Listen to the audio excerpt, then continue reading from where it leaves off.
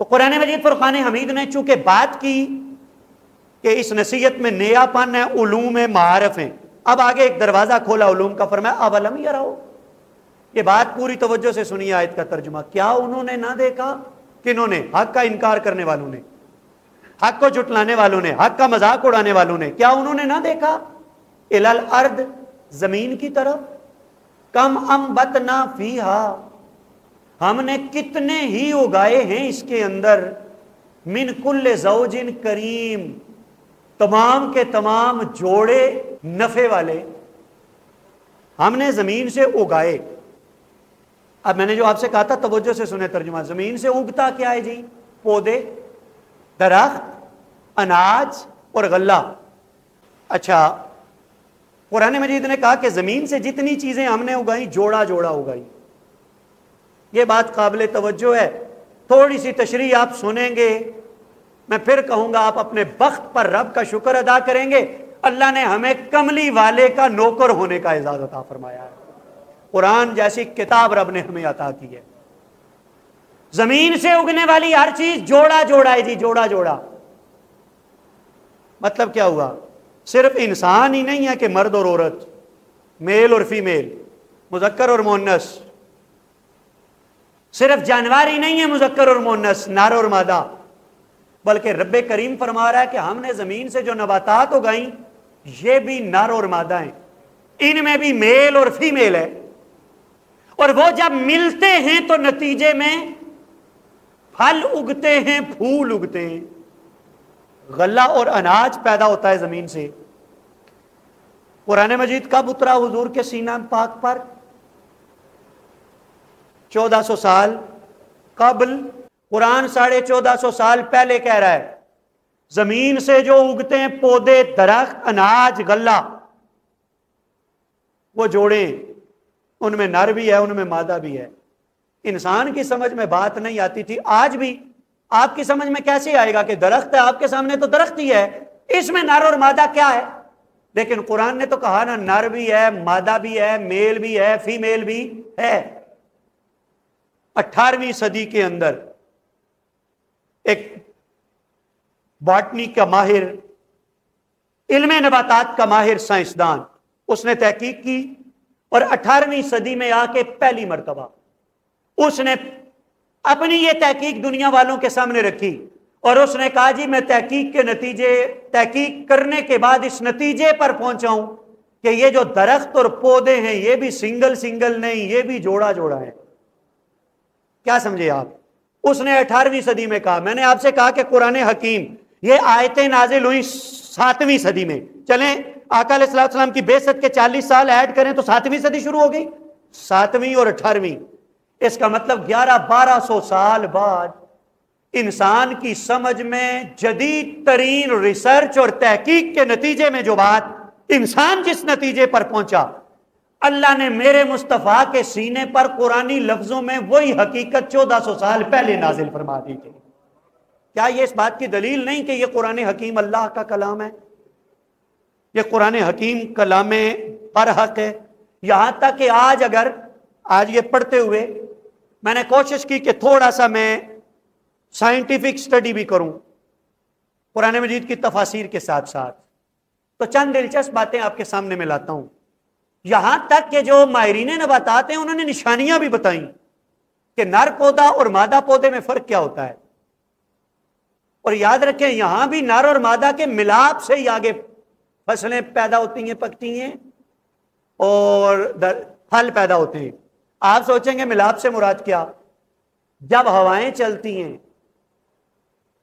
تو وہ جب نر پودے کے پاس سے چلتی ہیں تو نر پودے سے تخم اٹھاتی ہیں، اور ہوائیں نر پودے کا تخم اٹھا کے مادہ پودے کے اوپر ڈالتی ہیں۔ چلنے والی ہواؤں کے نتیجے میں جب یہ نر اور مادہ ان کا تخم آپس میں ملتا ہے تو اللہ ہمیں کھانے کے لیے پاکیزہ پھل بھی عطا فرماتا ہے، غلہ اور اناج بھی عطا فرماتا ہے۔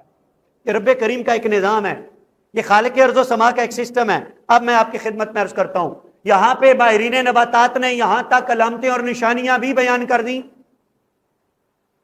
انہوں نے کہا کہ سیم پودا مثلا سیب کا ہے، اس میں نر بھی ہے اور اس میں مادہ بھی ہے، پتہ کیسے چلے گا یہ نر یا یہ مادہ؟ انہوں نے کہا جو نر پودا ہوگا اس کا تنا آپ کو ہمیشہ زیادہ مضبوط اور قدرے جسامت میں بڑا اور موٹا آپ کو نظر آئے گا، جبکہ جو مادہ پودا ہوتا ہے فیمیل پلانٹ، اس کا جو تنا ہے سٹیم، وہ آپ کو کمزور اور پتلا نظر آئے گا۔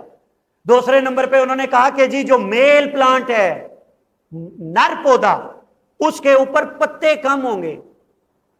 اچھا، میں نے جب یہ بات پڑھی ہے، یہ سائنس نے بیان کی بات، لیکن ایک دفعہ تو بندہ جھوم جاتا ہے یہ بات پڑھ کے، ذرا غور سے سنیں۔ نر پودے کے اوپر پتے کم ہوں گے، مادہ پودے کے اوپر پتے زیادہ ہوں گے۔ اور سمجھو نا، پودا بھی فیمیل ہو تو میرا رب اس کو بھی زیادہ ڈانپتا ہے۔ فیمیل پودا بھی ہو تو اللہ تعالیٰ پتوں کے ذریعے اسے، تو کیا یار اس نظام قدرت کی سٹڈی کر کے ہماری مائیں بہنیں یہ سبق نہیں سیکھ سکتی کہ اگر پودا بھی فیمیل ہو تو رب نے ڈانپا تو اس کا مطلب ہے فیمیل کا حسن خود کو ظاہر کرنے میں نہیں ہے، خود کو چھپا کے رکھنے میں ہے۔ اور یہی تو وہ نظام پردہ ہے جو شریعت مطہرہ نے ہمیں سکھایا کہ جو عورت ہے عورت پردے کے اندر رہے گی۔ اب مرد کے لیے سطر کچھ اور ہے، عورت کے لیے سطر کچھ اور ہے۔ مرد پائریزی ہو کے نکلتا ہے، عورت کے لیے شریعت نے حدود و قیود مقرر کی۔ یہ تو چلے میں نے کہا کہ فطرت اسی لیے ہے کہ اس سے سبق سیکھے، تو میں نے یہ بات آپ کی خدمت میں عرض کر دی۔ اچھا، دلچسپ بات آپ کو بتاتا ہوں، یہ جو لوگ فارمنگ کرتے ہیں، اینیمل فارمنگ، بکریاں رکھتے ہیں، گائے بیل رکھتے ہیں، آپ نے دیکھا ہوگا ان کے فارمز کے اندر مثلا بکریاں اگر 10 ہیں تو بکرے انہوں نے 2 رکھے ہوں گے۔ ایسا ہی ہے جی، ذمہ دار لوگ بیٹھے ہوئے ہیں آپ۔ اسی طرح جو ماہرین نباتات ہیں وہ بھی کہتے ہیں کہ آپ اس پہچان اور علامات دیکھ کے اگر آپ کا ذہن ہے یہ فارمنگ کرنے کا، پلانٹس والی، پودوں والی، ایگریکلچر فارمنگ اگر آپ نے کرنی ہے، تو وہاں بھی آپ کو یہ اہتمام کرنا ہوگا۔ اگر نر پودے زیادہ ہوئے تو مادہ پودوں کو خوراک پوری نہیں ملے گی، نتیجہ یہ نکلے گا کہ پروڈکشن، وہ جو ریزلٹ ہے جو آپ لینا چاہتے ہیں وہ آپ کو نہیں ملے گا۔ تو یہاں پہ ماہرین نباتات بھی یہ کہتے ہیں کہ مادہ پودے زیادہ ہونے چاہیے اور نر پودے آپ کے فارم کے اندر کم ہونے چاہیے، آپ کے کھیت کے اندر کم ہونے چاہیے، ہونے ضرور چاہیے، کیونکہ اگر نر بالکل نہ ہو تب بھی آپ کی وہ پیداوار حاصل نہیں ہوگی مطلوبہ، اور اگر زیادہ ہوئے نر تو تب بھی مطلوبہ پیداوار حاصل نہیں ہوگی۔ پھر وہ آگے سائنس کی اصطلاحات ہیں، وہ کس طرح سے کس نظام اور فینامنا کے تحت جو پودے ہیں وہ اپنی خوراک حاصل کرتے ہیں سن لائٹ اور سورج کی روشنی سے۔ تو مقصد بات کرنے کا یہ کہ سائنس نے 18ویں صدی کے بعد جا کے تحقیق کا جو سفر شروع کیا، پھر 18ویں صدی کے بعد اس میں آگے امپروومنٹس ہوتی ہیں، لیکن کیا ہمارا سر فخر سے بلند نہیں ہو جاتا قرآن کی یہ آیتیں پڑھ کے؟ اور مزے کی بات، قرآن نے یہ حقیقت ایک جگہ نہیں جا بجا بیان فرمائی کہ زمین سے جتنی پیدا ہونے والی چیزیں اللہ نے انہیں جوڑا جوڑا پیدا فرمایا ہوا ہے۔ اچھا، اب آپ کو تھوڑی سی اس بات کو آگے بڑھاتے ہیں ہم۔ صرف اور صرف انسان، جانور اور پودے نہیں، جمادات کے اندر بھی جوڑے کے کانسیپٹ سے ہی نتیجہ حاصل ہوتا ہے۔ میں ابھی آپ کو ایک ایگزامپل دیتا ہوں۔ یہ بجلی ہے، اے سی چل رہے ہیں، لائٹس آن ہیں، پنکھے چل رہے ہیں، ساؤنڈ سسٹم چل رہا ہے بجلی کے ذریعے۔ آپ کو پتا ہے کہ یہاں پہ بھی پازیٹیو اور نیگیٹو چارج ملتے ہیں تو کرنٹ بنتا ہے، مثبت اور منفی، مثبت اور منفی، وہ بھی ایک طریقے سے ملتے ہیں، تو وہ بھی ایک طریقے سے ملیں تو کرنٹ بنتا ہے، وگرنہ دھماکہ ہوتا ہے۔ اگر وہ اس نیچرل وے جو ایک طریقے کار ہے، اگر اس پروسیس سے ہٹ کے ملیں گے تو اس کو کہتے ہیں شارٹ سرکٹ ہو گیا۔ اگر اس طریقے سے ملیں گے تو نتیجہ حاصل ہوگا، آپ اس سے فائدہ حاصل کریں گے، آپ اس سے نفع حاصل کریں گے۔ بہت پہلے ہم نے جب رٹے لگائے تھے کہ ایٹم کیا ہوتا ہے، مادے کا چھوٹے سے چھوٹا ذرہ، اور جی اس کے حصے کیا ہوتے ہیں، جی الیکٹران ہوتے ہیں، نیوٹران ہوتے ہیں اور پروٹان ہوتے ہیں۔ اگر میں آپ کو یاد کرواؤں تو کیا اس کے اندر بھی ہم نے یہ نہیں پڑھا تھا کہ الیکٹران یہ نیگیٹو چارج ہے اور پروٹان یہ پازیٹیو اور مثبت چارج ہے؟ تو وہاں پہ بھی الیکٹران اور پروٹان، نیگیٹو اور پازیٹیو، یہ اس کا تصور۔ اور آگے بڑھے، میں ایک اور ایگزامپل دوں گا آپ کو، کیمسٹری۔ یہ جو کیمیا، حضرت سیدنا امام جعفر صادق پاک سے جابر بن حیان، جس کو بابائے کیمسٹری کہا جاتا ہے، وہ حضرت امام جعفر صادق کا شاگرد ہے۔ امام جعفر صادق پاک اگر اسے کیمسٹری سکھا رہے ہیں تو انہوں نے کوئی لیبارٹریاں نہیں رکھی ہوئی تھی، انہوں نے میرے مصطفیٰ کا قرآن پڑھا ہوا تھا۔ قرآن پڑھ کے وہ سائنسدانوں کو کیمسٹری سکھا رہے ہیں۔ تو کیمسٹری کیا ہے؟ کیمسٹری بھی تو دو چیزوں کے ملنے کے نتیجے میں ایک تیسری چیز کی پیداوار کا نام ہے۔ دو یا دو سے زیادہ چیزیں ملتی ہیں اور اس کے نتیجے میں ایک تیسری چیز پیدا ہوتی ہے۔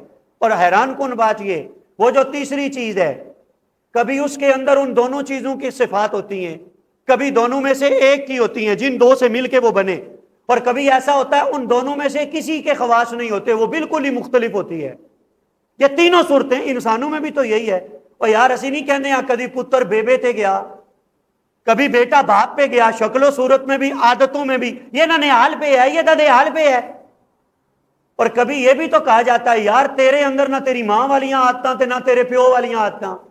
اس کا مطلب ہے یہ نظام کائنات ہے۔ اگر آپ نظام کائنات کا مطالعہ کریں اور پھر میرے مصطفیٰ کے قرآن کا مطالعہ کریں، یقین مانیں آپ کی روح سے آواز آئے گی یہ کائنات خود بخود نہیں بنی، اس کائنات کا بنانے والا کوئی موجود ہے، اور اس کائنات کا نظام خود بخود نہیں چل رہا، اس کائنات کا نظام چلانے والا کوئی نہ کوئی موجود ہے، اور وہ جو موجود ہے وہی رب ہے۔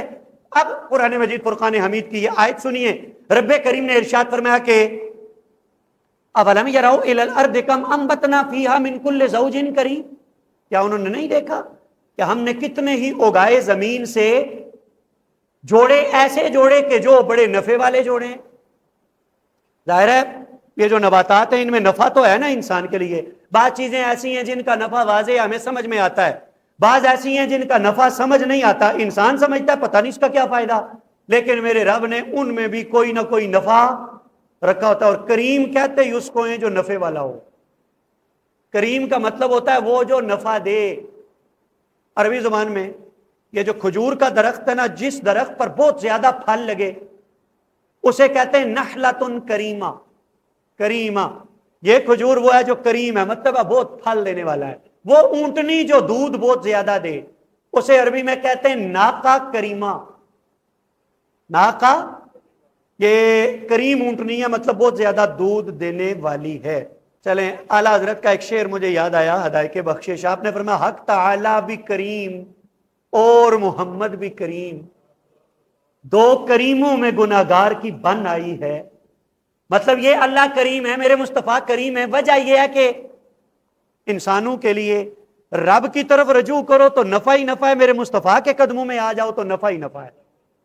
اس میں سبق یہ بھی ہے کہ تم نفع اور فائدے کی تلاش میں ادھر ادھر بھٹک رہے ہو، اور رب آواز مار رہا ہے نفع دنیا کے پیچھے ذلیل ہونے سے نہیں ملتا، رب کی بارگاہ میں آ جانے سے نفع ملتا ہے، حضور کے قدموں میں آ جانے سے اللہ تعالیٰ تمہیں نفع عطا فرماتا ہے۔ آگے فرمایا ان فی ذلک لآیہ، بے شک اس میں نشانی ہے، وما کان اکثرهم مؤمنین، لیکن ان کی اکثریت ایمان لانے والوں کی نہیں۔ اب یہ جو پودوں کی بات کی جوڑے جوڑے، اس میں نشانی تو ہے، سمجھنے والوں کے لیے مقام عبرت تو ہے، لیکن غور کرنے والے نہیں، وہ ایمان لانے والے نہیں۔ وَإِنَّ رَبَّكَ لَهُوَ الْعَزِيزُ الرَّحِيمُ، اور بے شک آپ کا رب وہی ہے جو غالب بھی ہے، الرحیم، العزیز الرحیم، جو رحیم بھی ہے، رحم فرمانے والا بھی ہے۔ یہ بڑی دلچسپ ایک ترکیب ہے، یہاں پہ ترتیب ہے۔ عام طور پر قرآن مجید میں جہاں عزیز اللہ کی صفت آتی ہے اس کے ساتھ حکیم کا کلمہ آتا ہے، عزیز حکیم، وہ عزیز ہے اور حکمت والا۔ یہاں فرمایا ان ربک لہو العزیز الرحیم، وہ عزیز بھی ہے اور وہ رحیم بھی ہے۔ بس بڑی دلچسپ بات ہے یہ سمجھنے کے لیے۔ عزیز اس کو کہتے ہیں جو غالب ہو، جو کسی سے دبے نہ، سب سے توانا اور قوی ہو، اور رحیم وہ ہے جو مہربانی کرنے والا، رحم فرمانے والا ہو۔ تعارف کروایا تیرا رب، اصل میں بتانا یہ مقصد ہے کہ وہ رحیم ہے، لیکن پہلے فرمایا عزیز۔ وجہ یہ کہ جب کوئی کسی کے ساتھ نرمی کرے تو یہ نرمی کبھی کمزوری کی وجہ سے بھی ہوتی ہے۔ یہ سمجھنے والی بات ہے، نرمی کبھی، بھئی میں آپ کے سامنے بول نہ سکوں، مجھے ڈر لگے میں ایک بات کروں گا آپ چار کر دیں گے، تو ظاہر ہے اب میں آپ کے سامنے پھر نرمی کروں گا نا، ڈر لگتا ہے تو چلیں سمجھانے کے لیے بات عرض کر دوں، وہ پنجابی کا محاورہ میں نے ایک موقع پر پہلے بھی عرض کیا، ہاں کہ ڈاڈیاں تکی ترس ہسنا تے لسیاں تکی رو چڑھنا۔ بھئی لسیاں تکی رو کیوں چڑھنا؟ اس لیے کہ بندے کو پتا ہوتا ہے میں دبا لوں گا۔ طاقتور کو دیکھ کے ترس آتا ہے، وہ ترس نہیں آتا، اندر سے ڈر لگتا ہے۔ اب سمجھو رب نے کہا نا وہ مہربان ہے، تو پہلے کہا وہ عزیز بھی ہے، اور وہ کوئی یہ نہ سمجھے کہ رب معاذ اللہ کمزور ہے اس لیے مہربان ہے، فرمایا اس کی شان یہ ہے سب پر غالب ہے، سب سے زیادہ طاقت رکھنے والا، لیکن پھر اس کا کرم دیکھو، طاقتوں کے باوجود وہ تمہارے ساتھ طاقتور بن کے نہیں سلوک کرتا، تمہارے ساتھ مہربان بن کر کے سلوک فرماتا ہے، وہ تمہارے ساتھ رحیم بن کے وہ مہربانی والا سلوک فرماتا ہے، رحمت والا وہ سلوک فرماتا ہے۔ وہ رب جو عزیز ہو کے بھی رحیم ہے، کیا تمہاری دانائی کا تقاضا نہیں کہ اس رحیم کے دروازے پہ آ جاؤ؟ ہاں ہم نے خود کو گرا دیا ہے، وہاں گرنے والے جہاں سنبھلتے ہیں، خود کو رب کے دروازے پہ لے آؤ، رب کے حبیب کی دہلیز پہ لے آؤ۔ جو یہاں اپنے آپ کو لے آتا ہے اسے پھر رب اور رب کا حبیب گرنے نہیں دیتے، دنیا اور آخرت میں عزت اور آبرو اس کا مقدر بنتا ہے۔ اللہ تعالیٰ مجھے اور آپ سب کو قرآن مجید کا فہم نصیب فرمائے، اللہ تعالیٰ قرآنی تعلیمات پر عمل پیرا ہونے کی توفیق سے نوازے۔